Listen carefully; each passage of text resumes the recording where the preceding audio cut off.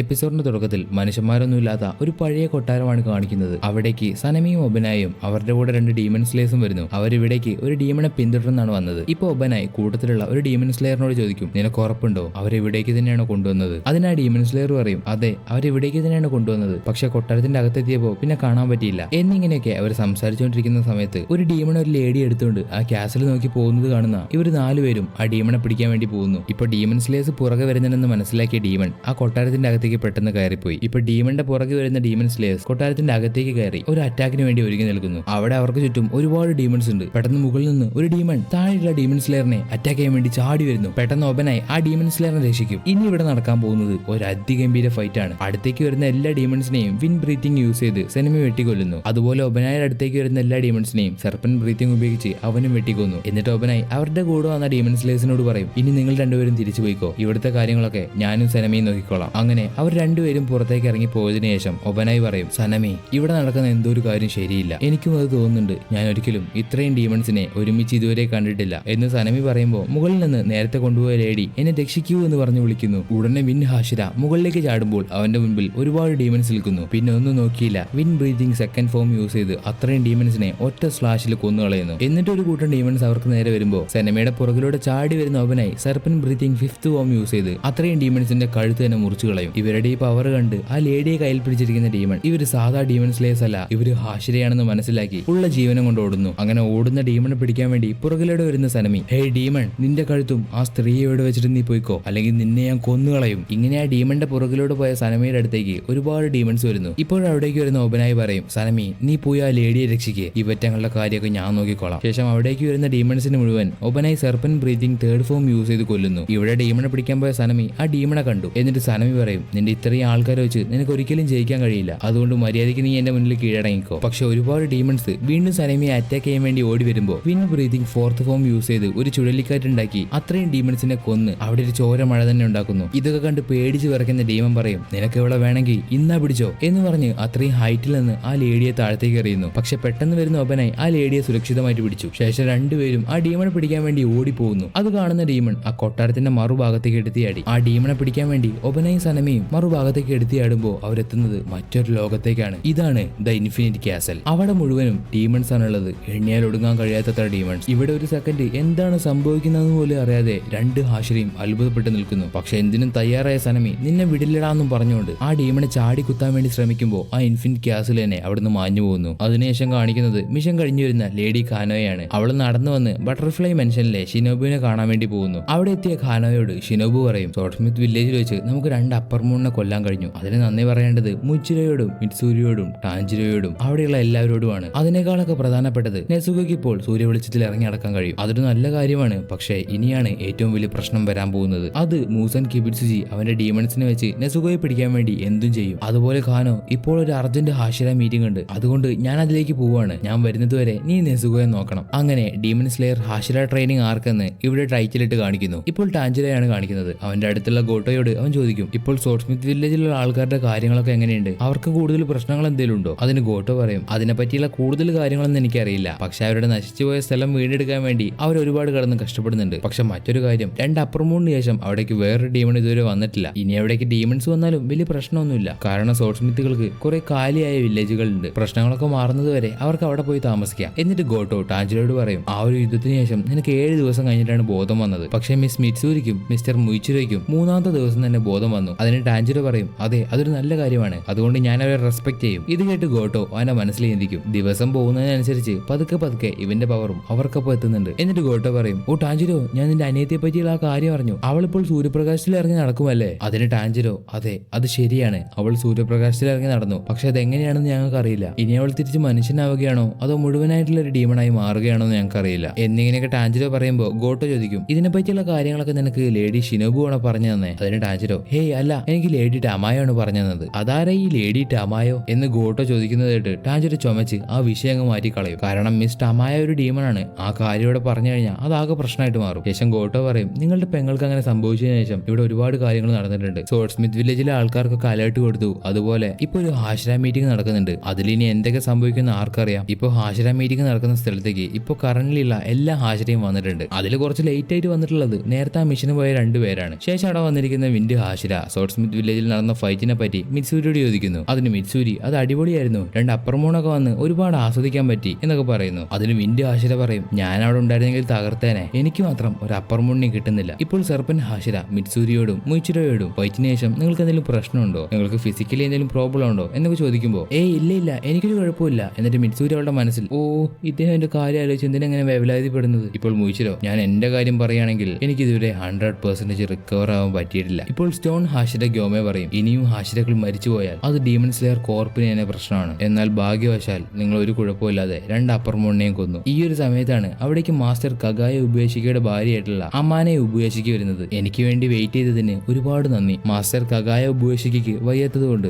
ഇന്നത്തെ ഹാഷിര മീറ്റിംഗ് നടത്തുന്നത് ഞാനാണ്. അദ്ദേഹത്തിന് ഇന്ന് മാത്രമല്ല ഇനി ഒരിക്കലും നിങ്ങളെ കാണാൻ കഴിയില്ല. അതിന് ഞാനും എന്റെ ഫാമിലിയും നിങ്ങളോട് ക്ഷമ ചോദിക്കുന്നു എന്ന് പറഞ്ഞ അമാനെ ഉബുയാഷിക്ക് അവരുടെ മുന്നിൽ തല താഴ്ത്തുമ്പോൾ എല്ലാ ഹാഷിരകളും അത്ഭുതത്തോടെ നോക്കി നിൽക്കും. പെട്ടെന്ന് ഗ്യോമെ പറയും, ലേഡി അമാനെ, ഞങ്ങൾക്കത് മനസ്സിലായി. അതുകൊണ്ട് ഞാൻ അദ്ദേഹത്തിന് വേണ്ടി പ്രാർത്ഥിക്കാം, അദ്ദേഹത്തിന്റെ സ്ട്രെങ്ത് തിരിച്ചു കിട്ടാൻ വേണ്ടി. അദ്ദേഹത്തിന് ഒരു ദിവസം കൂടുതൽ ജീവിക്കാൻ ഞാൻ അദ്ദേഹത്തിന് വേണ്ടി പ്രാർത്ഥിക്കാം. ഇപ്പോൾ അമാനെ പറയും, നിങ്ങളെല്ലാവരും അറിഞ്ഞിരിക്കും, നമ്മുടെ കൂട്ടത്തിലുള്ള ഒരു ഡീമണ് ഇപ്പോൾ സൂര്യപ്രകാശത്തിൽ ഇറങ്ങി നടക്കാൻ കഴിയും. അതുകൊണ്ട് മൂസൻ കിബിറ്റ്സുജി അവനെ കൊണ്ട് കഴിയുന്നതിന്റെ പരമാവധി ആ ഡീമണെ പിടിക്കാൻ വേണ്ടി ശ്രമിക്കും. അത് അവന് സൂര്യപ്രകാശത്തിൽ ഇറങ്ങി നടക്കാൻ വേണ്ടിയാണ്. അതുകൊണ്ട് ഒരു വലിയ യുദ്ധം അടുത്തുകൊണ്ടിരിക്കുകയാണ്. ഇപ്പോൾ കഴിഞ്ഞ യുദ്ധത്തിൽ മിറ്റ്സൂരിക്കും മുയിച്ചിരോയ്ക്കും ഒരു മാർക്ക് വന്ന കാര്യം ഞാൻ അറിഞ്ഞു. അതൊരു സാധാരണ മാർക്കല്ല. സെങ്കോക്കു പീരീഡിൽ, അതായത് മൂസൻ കിബിറ്റ്സുജിയെ ഏറെക്കുറെ തോൽപ്പിക്കാനായ കാലഘട്ടം, അന്നുണ്ടായിരുന്ന സോർട്സ്മെൻസ് ആണ് ആദ്യമായിട്ട് ബ്രീത്തിങ് സ്റ്റൈൽ യൂസ് ചെയ്ത് തുടങ്ങിയത്. അവർക്ക് എല്ലാവർക്കും ഈ ഒരു ഡീമൺ ലൈക്ക് പാറ്റേണിലുള്ള മാർക്ക് ഉണ്ടായിരുന്നു. പക്ഷെ പോകെ ഈ ഒരു മാർക്ക് ഇല്ലാതായി തുടങ്ങി. അങ്ങനെ ഈ ഒരു കാര്യം സീക്രട്ട് ആയിട്ട് മാറി. ഇതിനെ പറ്റിയുള്ള കുറച്ച് റെക്കോർഡ്സ് മാത്രമേ ഇപ്പോൾ നമ്മുടെ കയ്യിലുള്ളൂ. അതിൽ പറയുന്നത് ഒരാൾക്ക് മാർക്ക് ഉണ്ടെങ്കിൽ അവന് ചുറ്റുമുള്ള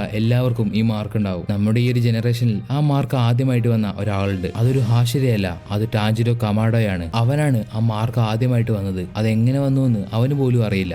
ഇപ്പോൾ അവന് ശേഷം നമ്മുടെ കൂടെയുള്ള 2 ഹാഷിരകൾക്കും ആ മാർക്ക് വന്നു. അതുകൊണ്ട് മിസ് മിറ്റ്സൂരിയും മിസ്റ്റർ മുയിച്ചിരോയും അതെങ്ങനെ ഉണ്ടായിരുന്നു എന്ന് ഞങ്ങൾക്കൊന്ന് പറഞ്ഞു തരാമോ? എന്ത്, ഞാനോ? ഞാൻ പറയാം എന്ന് പറഞ്ഞ് മിറ്റ്സൂരി പറയാൻ തുടങ്ങി. പക്ഷെ അവള് പറയുന്നതൊന്നും ആർക്കും മനസ്സിലായില്ല. എല്ലാവരും അവളെ തന്നെ നോക്കി നിൽക്കും. അതുകൊണ്ട് അവൾ എല്ലാവരോടും സോറി പറഞ്ഞ് അവിടെ തല കുനിച്ച് നിൽക്കുന്നു. ഇപ്പോൾ മുയിച്ചിരോ പറയും, ഇനി എന്റെ കാര്യം ഞാൻ പറയാം. കഴിഞ്ഞ ഫൈറ്റിൽ ഞാനൊരു പോയിസൺ നിറഞ്ഞ വെള്ളത്തിൽ കുടുങ്ങിപ്പോയി. ആ സമയത്ത് എന്റെ ബ്രീത്തിങ് ടെക്നിക് ഉപയോഗിച്ച് ആ പോയിസൺ എന്റെ ദേഹത്തേക്ക് കയറാതിരിക്കാൻ വേണ്ടി ഞാൻ ഒരുപാട് ശ്രമിച്ചു. ആ ഒരു സമയത്ത് ഒരു പയ്യൻ തന്റെ ജീവൻ പോലും നോക്കാതെ എന്നെ രക്ഷിക്കാൻ വന്നു. അങ്ങനെ അവിടെ മുതൽ എനിക്ക് എന്റെ പഴയ ഓർമ്മകൾ തിരിച്ചു കിട്ടി. അതിന്റെ കൂടെ എനിക്ക് ഒരുപാട് ദേഷ്യം വന്ന് എന്റെ നിയന്ത്രണം വിട്ടു. എനിക്ക് തോന്നുന്നു ആ സമയത്ത് എന്റെ ഹൃദയമിടിപ്പ് 1 മിനിറ്റിൽ 200 എണ്ണം ഉണ്ടാവും. അത് മാത്രമല്ല അപ്പോൾ എന്റെ ബോഡി ഒരു തീഗോളം പോലെയായിരുന്നു. എനിക്ക് തോന്നുന്നത് എന്റെ ടെമ്പറേച്ചർ 102 ഉണ്ടായിരിക്കുമെന്നാണ്. ഇങ്ങനെയൊക്കെ മുയിച്ചിരോ പറയുന്നത് കേട്ട് അമ്മാനെ അവനോട് ചോദിക്കും, നിങ്ങൾക്ക് എങ്ങനെയാണ് നിങ്ങളുടെ ടെമ്പറേച്ചർ 102 ഡിഗ്രി സെൽഷ്യസ് ആണെന്ന് മനസ്സിലായത്? അതിന് മുയിച്ചിരോ പറയും, എനിക്ക് പനി വന്ന സമയത്ത് ലേഡി ഷിനോബു തെർമോമീറ്റർ വെച്ച് എന്റെ റീഡിംഗ് എടുത്തു. ആ സമയത്ത് എന്റെ ടെമ്പറേച്ചർ 102 ആയിരുന്നു. അതേ ടെമ്പറേച്ചർ ആയിരുന്നു എനിക്ക് ഇപ്പോഴും ഉണ്ടായിരുന്നത്. അത് കേട്ട് വിൻഡ് ഹാഷിര പറയും, ഇത്രയും സിമ്പിൾ ആയിട്ടുള്ള കാര്യമാണോ നിങ്ങൾ ഇങ്ങനെ പറയുന്നത്? സിമ്പിൾ ആയിട്ട് കാര്യങ്ങളെ ചിന്തിക്കുന്നവർക്ക് സിമ്പിൾ ആയിട്ട് ഇതൊക്കെ തോന്നുള്ളൂ എന്ന് ടൊമിയോക്കോ പറയുമ്പോൾ വിൻഡ് ഹാഷിരയ്ക്ക് അങ്ങ് ദേഷ്യം വരുന്നുണ്ട്. ശേഷം മിറ്റ്സൂരി പറയും, ഇനി അങ്ങനെയാണെങ്കിൽ ഹാഷിരകളുടെയൊക്കെ പ്രധാന ലക്ഷ്യം ആ മാർക്ക് വരുത്താനായിരിക്കും അല്ലേ? അതിന് അമാനെ പറയും, അതെ, അതിനെ പറ്റിയുള്ള ഒരു മാർക്ക് ട്രെയിനിങ്ങിനെ പറ്റിയാണ് ഞാൻ ഇനി പറയാൻ പോകുന്നത്. മാർക്ക് ഓൾറെഡി വന്ന ആൾക്കാർക്ക് ഇനി അതിലൊരു ചോയ്സ് ഇല്ല. പക്ഷെ എല്ലാവർക്കും ഒരു കാരണവുമില്ലാതെ ഒരു മാർക്ക് ഉണ്ടാവും. അത് നിങ്ങൾ കണ്ടുപിടിക്കണം. അങ്ങനെ മീറ്റിംഗ് എല്ലാം അവസാനിപ്പിച്ച് ലേഡി അമാനെ അവിടുന്ന് പോയി. പക്ഷെ ഇപ്പോഴും അവിടെയുള്ള ഹാഷിരകൾ പോയിട്ടില്ല. എന്നിട്ട് സ്റ്റോൺ ഹാഷിര പറയും, കാര്യങ്ങളൊക്കെ അങ്ങനെയാണെങ്കിൽ എനിക്കിനി എന്ത് സംഭവിക്കുമോ? ഇപ്പോൾ ടൊമിയോക്ക് എഴുന്നേറ്റ് പറയും, ലേഡി അമാന പോയില്ലേ, അതുകൊണ്ട് ഞാൻ പോവാണ് എന്ന് പറഞ്ഞ് പോവാൻ നിൽക്കുമ്പോൾ, എടാ അവിടെ നിൽക്കടാ, നമുക്കിനിയും കുറെ കാര്യങ്ങൾ പറഞ്ഞു തീർക്കാനുണ്ട് എന്ന് വിൻഡ് ഹാഷിര. അത് നിങ്ങൾ 6 ആൾക്കാർ ചേർന്ന് തീരുമാനിച്ചാൽ മതി, എന്നെ കൊണ്ട് അതിലൊന്നും ചെയ്യാനില്ല എന്ന് ടൊമിയോക്ക തിരിച്ചു പറയുന്നു. അത് കേട്ട് ഒബനായി പറയും, ടൊമിയോക്ക നീ എന്താ ഉദ്ദേശിക്കുന്നത്? നിന്നെ കൊണ്ടൊന്നും ചെയ്യാനില്ലെന്നോ? നീ ഒരു ഹാഷിരയാണെന്നുള്ള കാര്യം നീ മറക്കരുത്. അല്ലെങ്കിൽ നീ ഇവിടുന്ന് പോയതിനു ശേഷം ഒറ്റയ്ക്കിരുന്ന് ട്രെയിനിങ് ചെയ്യോ? അതാണ് നിന്റെ പ്ലാൻ? പക്ഷെ ഒബനായുടെ ചോദ്യത്തിന് ഒരു ഉത്തരവും കൊടുക്കാതെ ടൊമിയോക്ക പോകുമ്പോൾ ഷിനോബു അവനോട് പറയും, മിസ്റ്റർ ടൊമിയോക്ക എന്തെങ്കിലും ഒരു കാരണം പറഞ്ഞിട്ട് പോകും, അല്ലാതെ ഒരു കാരണമില്ലാതെ നിങ്ങൾക്ക് ഇവിടുന്ന് പോകാൻ കഴിയില്ല. അതിന് ടൊമിയോക്ക പറയും, ഞാൻ നിങ്ങളെ പോലെയുള്ള ഒരാളല്ല. പെട്ടെന്ന് വിൻഡ് ഹാഷിര, നീ ആ പറഞ്ഞതൊരിക്കലും ശരിയായില്ല ടൊമിയോക്ക, നീ ഇതിനു മുൻപും അത് പറഞ്ഞിട്ടുണ്ട്. നിന്റെ വിചാരം ഞങ്ങൾ നിന്റെ താഴെയുള്ളവരാണെന്നാണോ? ഇതൊക്കെ കണ്ട് മിറ്റ്സൂരി ഒരു ഫൈറ്റ് വേണ്ടെന്ന് പറയുന്നുണ്ടെങ്കിലും വിൻഡ് ഹാഷിര പറഞ്ഞതിന് ഒരു മറുപടിയും കൊടുക്കാതെ ടൊമിയോക്ക പോകുമ്പോൾ വിൻഡ് ഹാഷിര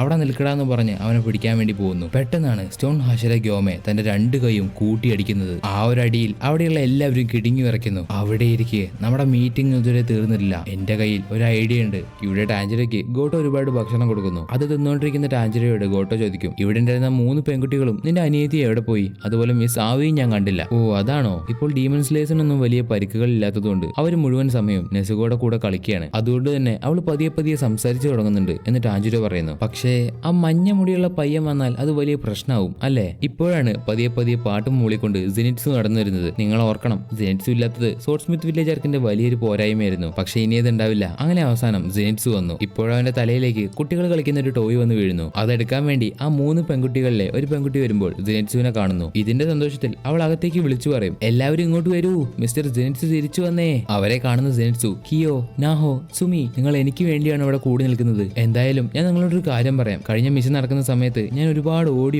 അവസാനം ഞാൻ മരിക്കാൻ പോകണമെന്ന് ഞാൻ വിചാരിച്ചു. പക്ഷെ ഞാൻ മരിച്ചു കഴിഞ്ഞാൽ നിങ്ങളൊക്കെ സങ്കടപ്പെടില്ലേ? അതുകൊണ്ട് മാത്രം കഷ്ടപ്പെട്ട് ഞാൻ ഇങ്ങോട്ട് വന്നു. ഞാനില്ലാത്തത് കൊണ്ട് നിങ്ങൾ ഒരുപാട് സങ്കടപ്പെട്ട് കാണും അല്ലേ? ഏയ്, ഒരിക്കലുമില്ല. പക്ഷെ നിങ്ങൾ ജീവനോടെ തിരിച്ചു വന്നപ്പോൾ ഞങ്ങൾക്ക് സന്തോഷമായി. ഇപ്പോഴാണ് അവരുടെ അടുത്തേക്ക് ആവി വരുന്നത്. മിസ്റ്റർ ജെനിറ്റ്സു, നിങ്ങളെ കണ്ടതിൽ ഒരുപാട് സന്തോഷം. ഓ മിസ് ആവി, നിങ്ങൾ പിന്നെ ഒരുപാട് മിസ് ചെയ്ത് കാണും അല്ലേ? പോട്ടെ, എനിക്കറിയാം നിങ്ങൾ എന്നെ മിസ് ചെയ്തിട്ടുണ്ടാവും. ഇവരിങ്ങനെയൊക്കെ പറഞ്ഞുകൊണ്ടിരിക്കുമ്പോഴാണ് അവസാനം വന്ന നെസുക്കോയെ ജെനിറ്റ്സു കണ്ടത്. നെസുക്കോയെ കാണുന്ന ജെനിറ്റ്സു അങ്ങ് ഇല്ലാണ്ടായി. അത് മാത്രമല്ല, നെസുക്കോ പറയും, വീട്ടിലേക്ക് സ്വാഗതം. അതുകൂടെ കേട്ടപ്പോഴേക്കും ജെനിറ്റ്സു അലറി വിളിക്കാൻ തുടങ്ങി. അവൻ ഓടി വന്ന് നെസുക്കോയുടെ കയ്യിൽ കയറി പിടിച്ചു. നെസുക്കോ, എന്തു പറ്റി? സത്യത്തിൽ നിങ്ങൾ സംസാരിക്കുന്നു? ഇതൊക്കെ എനിക്ക് വേണ്ടിയല്ലേ നീ ഇങ്ങനെ കഷ്ടപ്പെട്ട് സംസാരിക്കുന്നത്? അതെ, എനിക്കറിയാം. എനിക്കിപ്പോ ഒരുപാട് സന്തോഷമായി. ഇപ്പോൾ സന്തോഷം അടക്കാൻ കഴിയാത്ത ജെനിറ്റ്സു പറയും, ഇതിന്റെയൊക്കെ അർത്ഥം എനിക്ക് മനസ്സിലായി. അവസാനം നമ്മൾ കല്യാണം കഴിക്കാൻ പോകുന്നു. മൂൺലൈറ്റിൽ ഞാൻ നിന്നെ കണ്ടപ്പോൾ അത് വല്ലാത്തൊരു കാഴ്ചയായിരുന്നു. പക്ഷെ ഇപ്പോൾ സൺലൈറ്റിൽ നീ അതിനേക്കാളും അതിഗംഭീരമാണ് നെസുക്കോ. നമ്മുടെ കല്യാണത്തിന് ശേഷം നിനക്കുള്ള സൂഷിയും ഈലും ഞാൻ ഉണ്ടാക്കി തരാം. അതുകൊണ്ട് നിനക്കൊരു പേടിയുമില്ലാതെ എന്നെ കല്യാണം കഴിക്കാം എന്ന് പറഞ്ഞ് സന്തോഷം കാരണം അല്ലറി വിളിക്കുന്ന ജെനിറ്റ്സുവിനോട് നെസുക്കോ പറയും, ഇനോസുക്കെ, വീട്ടിലേക്ക് സ്വാഗതം. എന്ത്? ഇനോസുക്കെ വീട്ടിലേക്ക് സ്വാഗതം. ഇത് കേട്ട് തകർന്നുടഞ്ഞു പോകുന്ന ജെനിറ്റ്സു, എവിടെ അവനെ എനിക്ക് ഇപ്പോൾ കൊല്ലണം എന്ന് പറഞ്ഞ് ചുണ്ടൊക്കെ കടിച്ചു പൊട്ടിക്കുന്നു. ഇവിടെ ടാഞ്ചിരോയോട് ഗോട്ടോ ചോദിക്കും, ആ പന്നിത്തലേൻ എവിടെയാണ്? ഓ, ഇനോസുക്കെയോ? രാവിലെ ഇവിടെ ചുറ്റിക്കറങ്ങുന്ന കണ്ടു, പിന്നെ എവിടെ പോയെന്ന് അറിയില്ല. എന്നിട്ട് ടാഞ്ചിരോ, ആ പന്നിത്തലേൻ രാവിലെ നിന്റെ അനിയത്തിക്ക് എന്തൊക്കെയോ പഠിപ്പിച്ചു കൊടുക്കുന്നുണ്ടായിരുന്നു എന്ന് ഗോട്ടോ പറയുമ്പോൾ, എന്നാലും അത് എന്തായിരിക്കും എന്ന് ടാഞ്ചിരോ. ഇപ്പോഴത് എന്താണെന്ന് ഗോട്ടോ ടാഞ്ചിരോയ്ക്ക് പറഞ്ഞു കൊടുക്കുകയാണ്. ഇനോസുക്കെ എന്നിങ്ങനെ അവന്റെ പേര് നെസുക്കോയ്ക്ക് പഠിപ്പിച്ചു കൊടുക്കുന്നു. പക്ഷെ നെസുക്കോ, ഇമോഫുക്കെ അല്ലടി പെണ്ണെ, ബിഗ് ബോസ് ഇമോഫുക്കെ. അങ്ങനെ അവന്റെ പേര് അവൾക്ക് പഠിപ്പിച്ചു കൊടുക്കായിരുന്നു എന്ന് ഗോട്ടോ ടാഞ്ചിരോട് പറയുന്നു. ഇങ്ങനെ ഇവര് സംസാരിക്കുമ്പോഴാണ് അവിടേക്ക് ഹാഗനെസുക്ക വരുന്നത്. മിസ്റ്റർ ഹാഗനെസുക്ക, നിങ്ങളുടെ മുറിവെല്ലാം മാറിയോ? പക്ഷെ ഒന്നും തിരിച്ചു പറയാതെ ഹാഗനെസുക്ക അദ്ദേഹം കൊണ്ടുവന്ന കട്ടാന വിറച്ചുകൊണ്ട് ടാഞ്ചിരോയ്ക്ക് കൊടുക്കുന്നു. അതിൽ റങ്കോക്കുവിന്റെ കട്ടാനയുടെ പ്രൊട്ടക്ടർ ഉണ്ടായിരുന്നു. അത് കാണുന്ന ടാഞ്ചിരോ ചെറിയൊരു കണ്ണീരോടെ കൊട്ടറ്റ്സുവിനെ സംരക്ഷിച്ചതിന് ഒരുപാട് നന്ദി എന്ന് പറയുന്നു. ശേഷം ടാഞ്ചിരോ അവന്റെ പുതിയ കട്ടാന പുറത്തേക്കെടുത്ത് അത്ഭുതത്തോടെ നോക്കി നിൽക്കും. ഈ ബ്ലേഡ് ഒരു ഡീപ്പ് ബ്ലാക്ക് ഷെയ്ഡ് ആണല്ലോ എന്ന് ടാഞ്ചിരോ. അതിലുള്ളത് ഹൈ ക്വാളിറ്റി സ്റ്റീലാണ്. അതുകൊണ്ട് തന്നെ ആ കട്ടാന ഉണ്ടാക്കിയ സോർട്സ്മാൻ നല്ല സ്ട്രോങ് ആയിരിക്കും എന്ന് ഹാഗനെസുക്ക. ഇപ്പോഴാ കട്ടാന നോക്കിക്കൊണ്ടിരിക്കുന്ന ടാഞ്ചിരോ അതിൽ ഡിസ്ട്രോയ് എന്ന് കൊത്തി വെച്ചിരിക്കുന്നത് കാണും. അതെന്താണെന്ന് ടാഞ്ചിരോ ഹാഗനെസുക്കയോട് ചോദിക്കുന്നു. ഈ സോഡ് ഉണ്ടാക്കിയ മനുഷ്യൻ എല്ലാ ഡീമൺസിനെയും കൊല്ലണമെന്ന് ആഗ്രഹിച്ചിരുന്നു. അതുണ്ടാക്കിയ തന്റെ പേര് എഴുതാതെ അതിൽ ഡിസ്ട്രോയ് എന്ന് മാത്രം കൊത്തിവെച്ചു. സാധാരണ ഹാഷരകൾക്ക് മാത്രമേ ഇതുപോലെ ഡിസ്ട്രോയ് എന്ന് സ്വന്തം കട്ടാനയിൽ കൊത്തിവെക്കാറുള്ളൂ. എനിക്കിതൊന്നും അറിയില്ലായിരുന്നു. ഇത് അത്രയും വലിയ സോഡാണോ? പക്ഷേ യുദ്ധത്തിൽ വെച്ച് ഞാൻ ഈ കട്ടാന യൂസ് ചെയ്തപ്പോൾ ഇതൊന്നും ഞാൻ കണ്ടില്ലല്ലോ. ഇതിന് ഹാഗനെസുക, ഞാൻ അന്ന് നിന്നോട് പറഞ്ഞതല്ലേ, അതിന്റെ ഫസ്റ്റ് സ്റ്റേജ് പോലും ഞാൻ കംപ്ലീറ്റ് ചെയ്തിട്ടില്ലെന്ന്. പക്ഷെ അത് നിങ്ങൾ എല്ലാവരും എടുത്ത് ഉപയോഗിച്ചു. ഞാൻ അതിന്റെ തുരുമ്പ് പോലും കളഞ്ഞിട്ടില്ലായിരുന്നു. എനിക്ക് നിന്നെ ഇപ്പോ കൊല്ലണം എന്ന് പറഞ്ഞ് ഹാഗനെസുക ടാഞ്ചിരോയെ കയറി പിടിക്കുന്നു. എന്റെ ദേഹത്തുള്ള മുറിവ് ഇതുവരെ മാറിയിട്ടില്ല. എന്റെ കണ്ണുനീര് പോലും എനിക്ക് തുടയ്ക്കാൻ കഴിയുന്നില്ല. അയ്യോ, ഇത് ഒരുപാട് വേദനിക്കുന്നു. ഇതിനെല്ലാം കാരണം നീയാണ്. നീ കാരണമാണ് വീണ്ടും ആദ്യത്തെ സ്റ്റേജ് മുതൽ എനിക്ക് ഈ സോഡ് നന്നാക്കേണ്ടി വന്നത്. ഇതൊക്കെ കണ്ട് അടുത്ത് നിൽക്കുന്ന ഗോട്ടോ പറയും, ഹേയ്, അങ്ങനെയാണെങ്കിൽ അവന് നിങ്ങളെക്കാൾ കൂടുതൽ പരിക്കുകളുണ്ട്. അതായത് അവന്റെ ശരീരത്തിലെ മുഴുവൻ എല്ലാം പൊടിഞ്ഞുപോയി. അത് കേട്ട ഹാഗനെസുക, എന്നാൽ ടാഞ്ചിരോ നീ കേട്ടോ, നീ മരിക്കുന്നത് വരെ എല്ലാ ദിവസവും എനിക്ക് റൈസ് ഡംപ്ലിങ്സ് കൊണ്ടുതരണം. നിനക്ക് ഞാൻ പറഞ്ഞത് മനസ്സിലായില്ലേ? എന്നെ വിടൂ, എല്ലാ ദിവസവും ഞാൻ കൊണ്ടുതരാം എന്ന് ടാഞ്ചിരോ. അങ്ങനെ ഹാഗനെസുക പതിയെ അവിടെ നിന്ന് പോകുന്നു. മിസ്റ്റർ ഹാഗനെസുക ഇന്ന് എന്നത്തെയും പോലെയല്ല, വളരെ ശാന്തനാണ്. കാരണം അദ്ദേഹത്തിന് ഒരുപാട് വേദന ഉണ്ടാവും എന്ന് ടാഞ്ചിരോ പറയുന്നു. ഇത്രയെല്ലാം ശബ്ദം കേട്ട് അടുത്ത് കിടക്കുന്ന ഗന്യ ടാഞ്ചിരോയോട് പറയും, നിങ്ങൾ കുറച്ചുകൂടെ ശബ്ദം ഉണ്ടാക്കിയാൽ എനിക്ക് കിടന്നുറങ്ങാമായിരുന്നു. ഓ സോറി ഗന്യ, ഞങ്ങൾ നിർത്തി, ഇനി ശബ്ദം ഉണ്ടാക്കില്ല എന്ന് ടാഞ്ചിരോ പറഞ്ഞു തീർന്നതും ജനലും ചവിട്ടി പൊളിച്ച് ഇനോസുക്ക് ചാടി വരുന്നു. എന്നിട്ട് അവിടെ കിടന്ന് അലറിക്കൊണ്ടേയിരിക്കുന്നു, ഒരുമാതിരി കാട്ടുപന്നിയെ പോലെ. പാവം ഗന്യ ചെവി പൊത്തിപ്പിടിച്ച് മിണ്ടാതെ കിടന്നു. ട്രെയിനിങ് സ്റ്റാർട്ട് ചെയ്യാൻ പോവാണ്. ഗ്രൂപ്പ് സ്ട്രെങ്ത് ട്രെയിനിങ് സ്റ്റാർട്ട് ചെയ്യാൻ പോവാണ്. ഗ്രൂപ്പ് സ്ട്രെങ്ത് ട്രെയിനിങ്ങോ? അതെന്താ? എന്നിട്ട് ടാഞ്ചിരോ, ഏറ്റവും ശക്തിയുള്ളവർ ഒന്നിച്ചു കൂടി ട്രെയിനിങ് തരും, അതാണ് ഗ്രൂപ്പ് സ്ട്രെങ്ത് ട്രെയിനിങ്. അങ്ങനെ എന്തൊക്കെയോ പണ്ടാര അവർ പറയുന്നുണ്ടായിരുന്നു. എനിക്ക് അതിനെപ്പറ്റി വേറൊന്നും അറിയില്ല, എന്നോടൊന്നും ചോദിക്കരുത് എന്ന് ഇനോസുക്കെ. ഇവിടെ ഇപ്പോൾ 6 ഹാഷിരാസും ചേർന്ന് നടത്താൻ പോകുന്ന ഹാഷിര ട്രെയിനിങ്ങിനെ കുറിച്ച് പറയുന്നു. ഇപ്പോൾ വിൻഡ് ഹാഷിര എത്ര ദിവസത്തിനുള്ളിൽ, അതുപോലെ എത്ര ദിവസമാണ് ഈ ട്രെയിനിങ് എന്ന് ചോദിക്കുമ്പോൾ ഗ്യോമെ പറയുന്നത് നമുക്കിതൊരു 3 ദിവസത്തിനുള്ളിൽ തുടങ്ങാമെന്നാണ്. അതിന്റെ കാരണം ഇനി മൂസൻ കിബുറ്റ്സുജി അടുത്തത് എന്ത് ചെയ്യും, അതുപോലെ അവന്റെ പ്ലാൻ എന്താണ് ഒന്നും ഇവർക്ക് അറിയില്ല. അതുകൊണ്ട് കഴിവതും പെട്ടെന്ന് ഇവർക്ക് എങ്ങനെയൊക്കെ അത് പോസിബിൾ ആണോ അങ്ങനെയൊക്കെ നമ്മളിത് സ്റ്റാർട്ട് ചെയ്യാൻ നോക്കും. ഇനി നമ്മൾ ട്രെയിനിങ് ചെയ്യുന്ന സമയത്ത് ഒരുപാട് ഡീമൺ ഡീമൺസ് വന്ന് നമ്മളെ അറ്റാക്ക് ചെയ്താലോ, നമുക്കത് മാനേജ് ചെയ്യാൻ പറ്റുമോ എന്ന് ഷിനോബു ചോദിക്കുന്നു. സ്വാർഡ് സ്മിത്ത് വില്ലേജിൽ നടന്ന സംഭവത്തിന് ശേഷം എല്ലാ ഡീമൺസിന്റെയും ശ്രദ്ധ നെസുക്കോയിലേക്ക് മാറിയെന്ന് നമുക്ക് പ്രതീക്ഷിക്കാം. ഇനി അത് അങ്ങനെയാണെങ്കിൽ പോലും നമുക്ക് എല്ലാ ഡീമൺ സ്ലേയേഴ്സിനെയും ട്രെയിനിങ് ചെയ്യാനുള്ള സമയമില്ല. അതുകൊണ്ട് നമ്മൾ സുഗുക്കോയെ മാത്രം ട്രെയിനിങ് ചെയ്താൽ മതി. സുഗുക്കോ എന്ന് പറഞ്ഞാൽ ഹാഷിരാസിന്റെ കൂടെ നിന്ന് അവരെ സഹായിക്കുന്ന ഡീമൺ സ്ലേയേഴ്സ്. ഉദാഹരണത്തിന് ലേഡി കോച്ചോയെ സഹായിക്കുന്ന സുഗുക്കോയാണ് ലേഡി കാനോ. അതുപോലെ റങ്കോകുനെ സഹായിച്ച ടാൻജിറോയും സുഗുക്കോയാണ്. ഇപ്പോൾ വിൻഡി ഹാഷിര ഗ്യോമയോട് പറയും, നിങ്ങൾ ഇതിനെപ്പറ്റി കൂടുതൽ ആലോചിച്ച് ടെൻഷൻ അടിക്കണ്ട, എന്തിനും ഞങ്ങളുണ്ടാവും. ഇപ്പോൾ ഗിയു ടോമിയോ ഒക്കെ ഇതിലില്ലാത്തത് കൊണ്ട് റിട്ടയർ ആയ ടെങ്കനോട് ഹെൽപ്പ് ചോദിക്കാമെന്ന് ഗ്യോമെ പറയുന്നു. ഇപ്പോൾ ടാൻജിറോയുടെ അടുത്തേക്ക് വരുന്ന സെനിറ്റ്സു ഒരു മിഷൻ കഴിഞ്ഞ് വീട്ടിലേക്ക് വന്നതേ ഉള്ളൂ. അപ്പോഴേക്കും തുടങ്ങി അടുത്ത ട്രെയിനിങ്. ഇതൊക്കെ എന്തൊരു കഷ്ടമാണ്. സെനിറ്റ്സു അങ്ങനെയൊന്നും പറയരുത്. നമ്മളെക്കാൾ റാങ്ക് കൂടിയ ആൾക്കാർ നമ്മൾ ട്രെയിനിങ് ചെയ്യുമ്പോൾ അവരുടെ കയ്യിൽ നിന്ന് നമ്മുടെ സ്കിൽ ഇംപ്രൂവ് ആവും. നിന്നേക്കാൾ സ്ട്രോങ് ആയിട്ടുള്ള ഒരാൾ നിന്നെ ട്രെയിൻ ചെയ്താൽ പിന്നീട് നീ അവരെക്കാളും സ്ട്രോങ് ആവും. ഇത് കേട്ട് ദേഷ്യം പിടിക്കുന്ന സെനിറ്റ്സു, നീ ഒരു പ്രാവശ്യം ഇനി ഇതുപോലെ സംസാരിച്ചാൽ നമ്മൾ ഇനി ഒരിക്കലും ഫ്രണ്ട്സ് അല്ല. അതുപോലെ നിനക്ക് പ്രശ്നമില്ലല്ലോ, ട്രെയിനിങ് വന്നാലും നിനക്ക് ഈ ബെഡിൽ സുഖമായി കിടന്നുറങ്ങാം. പക്ഷെ എനിക്ക് അങ്ങനെയാണോ?